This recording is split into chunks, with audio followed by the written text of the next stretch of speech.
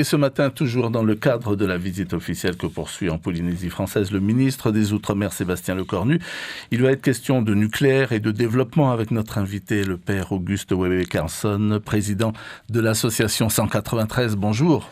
Yorana Ibrahim et à toutes nos populations. Et merci d'accepter notre invitation. Alors, il y a 2 jours, vous et d'autres associations avez rencontré à la présidence le ministre des Outre-mer. On peut dire que le dialogue est renoué entre vous et l'État ? Il faut un début et en même temps, c'était une invitation. On a répondu à l'invitation du ministre pour le rencontrer et l'entendre et en même temps qu'il puisse nous entendre aussi. Oui. Aussi. Alors à la sortie des discussions, même si les avis étaient plutôt mitigés, plutôt partagés, vous n'avez pas fermé la porte à une participation à la table ronde de Paris le mois prochain. L'association 193 n'a pas encore décidé si oui ou non elle irait à Paris. Par contre, nous avons entendu à plusieurs reprises le ministre répéter que l'État, le président Macron, va tout assumer. Et c'est sur cette phrase-là que nous allons mesurer la portée exacte du tout assumer. Tout assumer, il faudra y mettre un contenu, quoi. Un contenu concret, urgent et à moyen terme. Alors, en tous les cas, le ministre des Outre-mer l'a répété encore une fois hier. Il était invité du journal télévisé. Le système d'indemnisation des victimes, on va l'entendre, n'est pas adapté. On écoute Sébastien Lecornu. L'indemnisation aujourd'hui individuelle des personnes qui ont été malades ou leurs ayants droit est une indemnisation qui, de toutes les évidences, trop rigide, trop technocratique, pas assez adaptée à la situation des femmes et des hommes qui vivent dans un certain nombre d'atolls. Donc il est évident qu'on doit faire des efforts de simplification. Alors, à entendre le ministre des Outre-mer, les choses devraient bouger, c'est ce que vous souhaitiez, non ? En effet. Là, on est venu à sa rencontre avec des propositions très concrètes. Tout ça est possible, et c'est dommage peut-être de le dire, mais grâce à l'arrivée de Toxic. Et là, tout d'un coup, on s'est réveillé avec le livre. Avec le livre Toxic, la parution. Et on s'est réveillé avec cette prise de conscience, au moins pour la population. Et donc, on est d'accord avec le ministre que cette loi ne fonctionne pas. Mais si elle ne fonctionne pas, parce qu'il y a des points bloquants, et le principal point bloquant qui empêche les victimes d'être indemnisées, c'est l'amendement dit Lana Tetuanui. Hier, je l'ai entendu sur votre antenne, se dédouaner d'une manière trop facile. Parce qu'après l'apparition de cet amendement dit Lana Tetuanui, elle a répété à tout le monde qu'elle signait cet amendement et qu'elle était fière que cet amendement était porté par une Polynésienne. Or, hier, elle accuse l'État de lui avoir imposé ce fameux millicivert. Et parmi les points bloquants, il y a le millicivert qu'il faut retirer absolument. Je donne simplement des exemples très concrets. Hier, au tribunal administratif, nous avions 4 dossiers accompagnés par 193 qui étaient en exercice, donc hier, au TA. Et les 2 dossiers ont été rejetés, encore une fois, au nom de cet amendement, de cette limite du millicivert. Avec des avis très partagés. Parce que le CIVEN rejette sur une estimation possible de la radioactivité à telle période. Or, ce n'est qu'une estimation. Ils ne sont pas certains de cette estimation et ils se basent sur des données uniquement détenues par le CEA. Je rappelle simplement que le livre Toxic a eu le mérite de contrer les positions, les dogmes du CEA sur uniquement 6 essais. Et donc, encore hier, nous découvrons que le CIVEN ne fait que rejeter à partir de cet amendement Lana Tetuanui. Alors, vous, ce que vous souhaitez en même temps, c'est qu'on arrive à déclassifier d'autres documents pour découvrir encore d'autres choses. Voilà, depuis plusieurs jours, on entend que les 6 essais les plus sales étaient ceux mentionnés par le livre Toxic. Or, il faut le savoir que ces 6 essais ont été capables d'être étudiés par les auteurs, tout simplement parce que les documents étaient déclassifiés. Pour rappel, l'essai Centaure, c'était une bombe à 14 kilotonnes, alors qu'il y a eu d'autres essais beaucoup plus forts, comme le Canopus qui était à 2800 kilotonnes.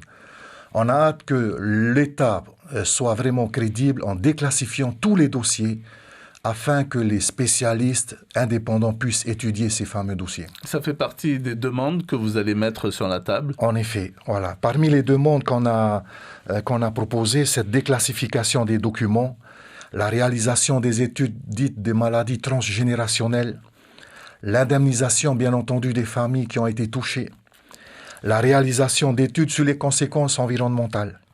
Et tout cela sous l'égide non pas simplement d'experts de l'ONU, mais d'experts indépendants.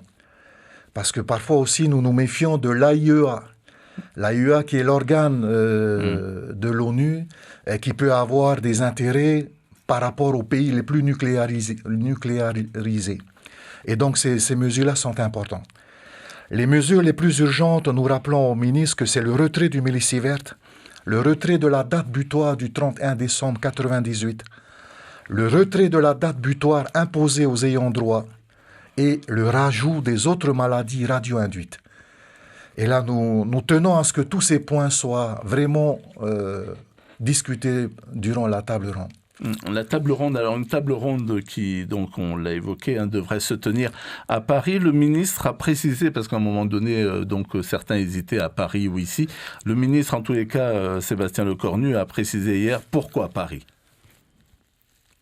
Pourquoi à Paris? Parce que c'est pas un sujet local, c'est un sujet national, parce que ça intéresse la nation tout entière, parce que vous soyez normand ou breton, ils sont en droit de savoir ce qui s'est passé ici en Polynésie. Soit on considère que c'est un petit sujet local, soit on considère que c'est un grand sujet national. Si c'est un grand sujet national, ça vaut le coup de prendre l'avion pour aller à Paris. Donc c'est pas du mépris que de faire cette table ronde à Paris, et pour cause, le président de la République, il sera là au mois de juillet. Donc de toute façon, on reparlera de nucléaire avec le président de la République ici au Fénois au mois de juillet. Mais qu'avec les armées, les experts, les associations, les parlementaires, pas que ceux de Polynésie, mais tous les députés, tous les sénateurs, qu'on ait ce moment de travail autour des essais nucléaires me paraît être une bonne chose. Voilà, Sébastien Lecornu, donc vous a convaincu? Oui, c'est un sujet local avant tout, mais à une portée nationale et internationale. Et l'ONU ne cesse de demander à la puissance administrante de ce pays d'être vraie sur ce sujet-là. Et donc, bien sûr que c'est un dossier local, mais qui a une portée et dont la responsabilité est ailleurs. D'accord. Donc ça se tient à Paris, il n'y a pas de problème. Pour nous, le lieu n'a pas trop de difficultés. Au cours de votre rencontre, il y a 2 jours à la présidence, il a beaucoup été question de réparation dans la bouche du ministre des Outre-mer.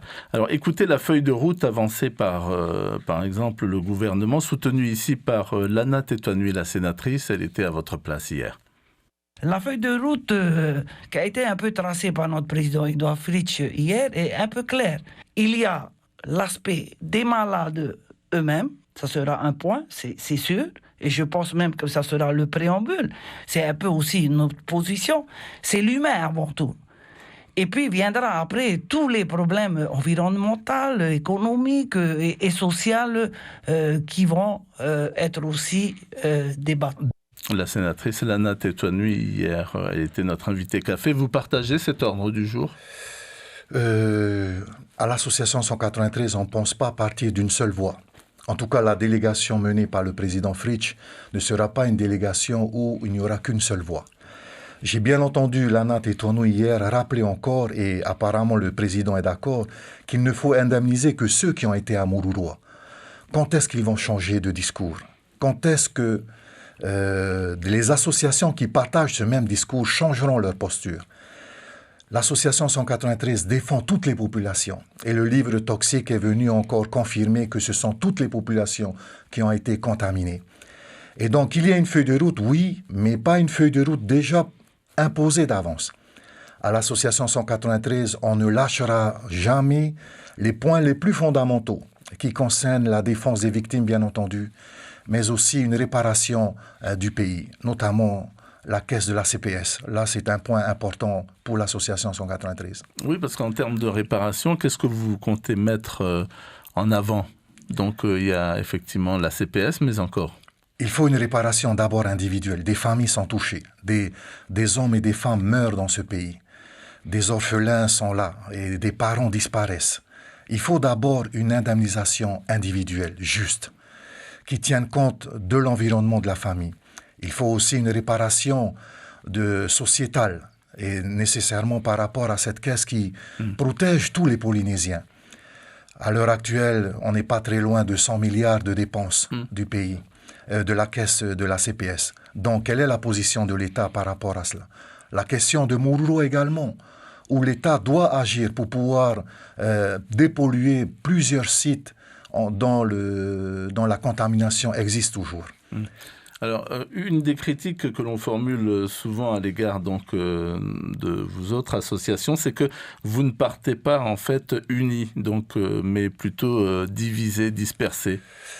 Je ne pense pas que c'était une faiblesse. Mururo Etato a sa feuille de route, a son calendrier. L'association 193 a également ses fondamentaux. Je ne parle même pas de Tamari Mururo parce qu'à plusieurs reprises, Yannick Logreen a parlé que ce n'était pas une association antinucléaire, donc c'est complètement à part. Mais sur le fond, avec l'association Mururo Etato, nous sommes tous d'accord. Ce pays vit une situation dramatique, sanitaire, environnementale, et il y a un coupable, c'est l'État. Et l'État ne doit pas se défiler facilement. Parmi les points les plus importants qu'on a demandé et explicitement au ministre de l'Outre-mer, c'est la demande de pardon qui doit venir de l'État. Et il n'y a pas de réparation juste sans demande de pardon, tout comme il n'y a pas de demande de pardon sans une véritable réparation. Vous attendez quoi alors que, par exemple, lorsque le président de la République, Emmanuel Macron, viendra, il demande pardon ? On espère qu'il demande pardon à ce pays, à ce peuple, et qu'il demande pardon pour tout ce qui s'est passé, même si le ministre des Outre-mer nous a répété que le président Macron, générationnellement parlant, n'est pas lié à l'héritage de ceux qui ont mené les essais nucléaires. On comprend bien le discours. Mais on espère que sa visite et ces préparations de ces jours-ci ne soient pas simplement un leurre pour calmer la population, tout comme Hollande a réussi à calmer toutes les oppositions à la veille de sa venue. Donc il faut aller vraiment plus loin. Il faut aller plus loin, il faut un geste clair. Il faut des actes concrets, des décisions concrètes et urgentes. Merci beaucoup, Père Auguste Webe-Carson, en qualité de président de l'association 193, d'être venu. On aura noté donc une de vos priorités, c'est le retrait du milicie verte. Merci beaucoup.